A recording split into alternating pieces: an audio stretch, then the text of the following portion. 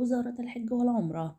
أعلنت وزارة الأوقاف والشؤون الإسلامية فتح باب التسجيل الإلكتروني للحج العام 2024 اعتبارا من الأحد 1 أكتوبر حتى 10 من نوفمبر المقبلين عبر تطبيق بوابة الأوقاف. وقال المتحدث باسم الأوقاف في تصريح صحفي أنه سيتم غلق باب التسجيل بعد الفترة المشار إليها ليتم فرز المتقدمين واختيارهم وفق الشروط المحددة، ثم إقامة معرض يضم حملات الحج المعتمدة من قبل الوزارة. وأضاف أيضا: يمكن للحجاج الذي تم ترشيحهم اختيار الحملة التي تتناسب باحتياجاتهم ورغباتهم وتحديد الآلية المناسبة لدفع الرسوم بعد سداد 25% من المبلغ لضمان التسجيل في الحملة.